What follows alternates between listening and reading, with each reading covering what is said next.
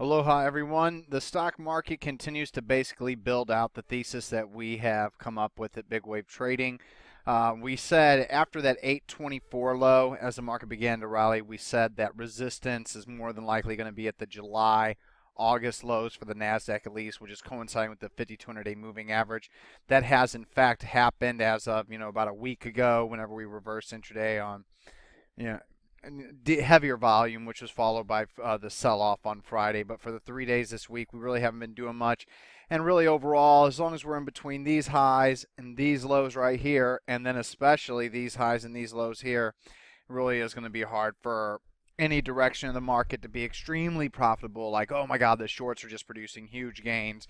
Even though some of the shorts that we have recommended have done very well. EFOI, we nailed the reversal here intraday.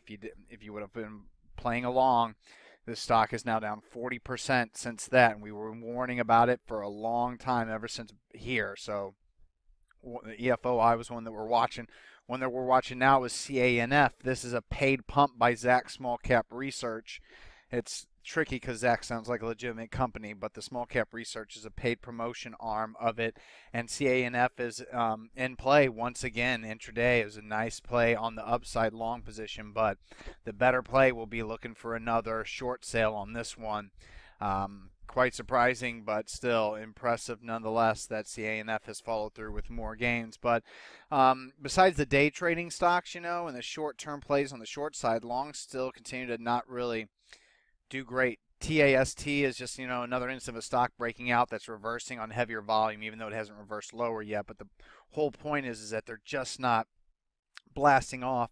And TWOU was one that I was regretting a couple days ago for not going long, and now not so much as it pulls back within its base. So the market is still a little tricky. And that being said, I got stopped out intraday on half of my MMAC, even though this is a beautiful chart pattern.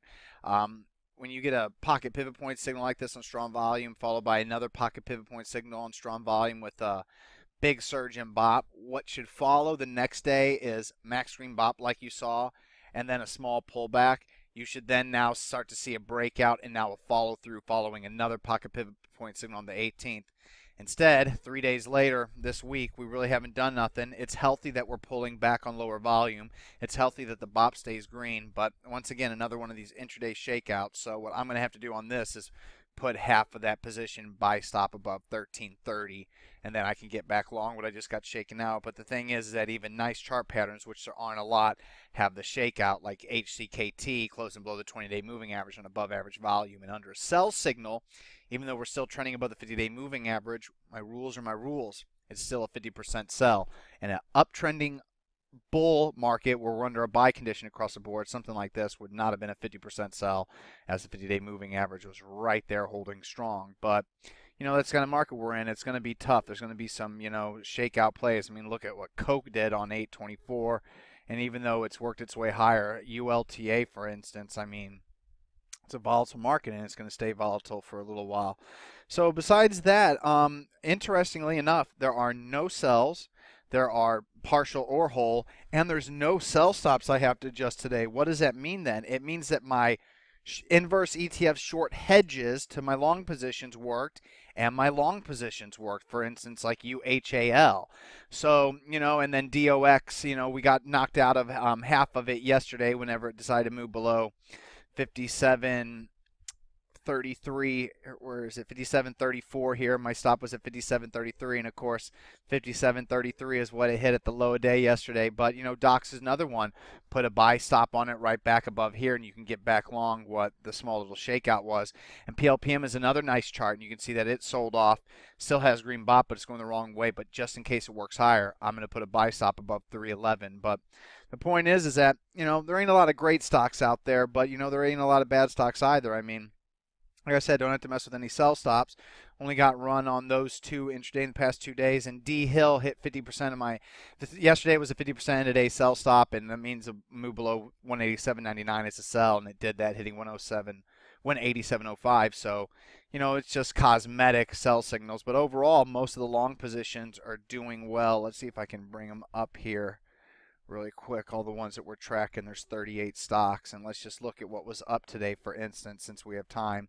You know, there's a hedge, there's a regular long position, there's a regular long position, long, long, long, hedge, long, long, long, long, hedge. So, you know, it's a kind of a nice little mixed bag. So this is what we like to see, everything working.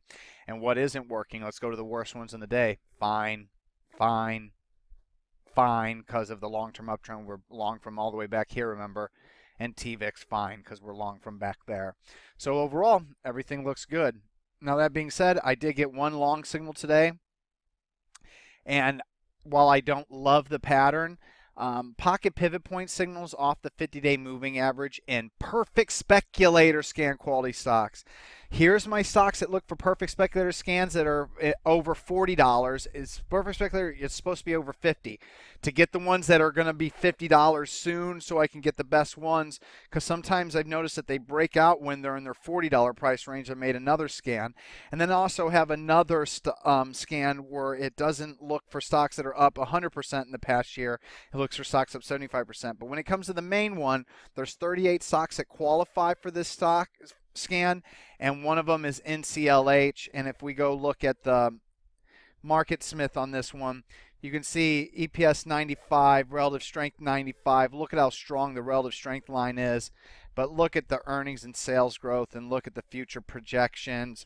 Very, very, very, very solid stock. And the biggest reason why I need to go long the stock, not only because it's canceling and perfect speculator, but I hate these things. I hate cruise ships. I think they're disgusting. I hate it when they come to where I live in Lahaina, which is not a big deal. I mean, everybody deserves to travel the world and everything, but cruise ships really are really odd how it operates, and the whole idea of spending time on an ocean on a cruise ship with a whole bunch of people, it just seems like a very bad, not fun idea. But maybe I'm completely wrong. I have an open mind. I could be completely wrong. I could go on a cruise ship and end up loving it.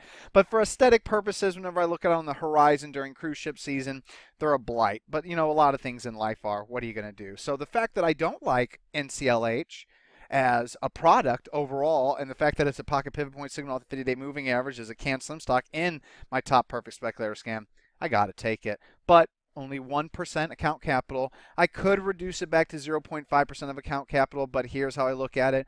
I'm not risking much if I'm wrong. My line in the sand is clear at 59.63. It's not like my first cut loss levels at 60.07, and then before I knew I was wrong in the play, I had to play it all the way back to 55.59. If that was the case, 0.5%, but clear support at 59.63. This thing trades below 59.63. I don't want it anyway. So 1% of my account capital and NCLH. And that is all for Thursday. All right, everyone. Let's see what this market can do, play out. I would expect to end September. Plan on us being caught in between these September lows and these September highs. If we break out above or below one way or the other, I'll be quite shocked. I won't be surprised because I have contingency plans for everything. But the way this market's trading based on the volume and the current technical pattern and like leading stocks like Facebook, Apple, the Google, like I hate to tell you guys, these are not great bullish chart patterns. Amazon's the best, and even that, it's not really powering higher once it started to break out. So cash is still king.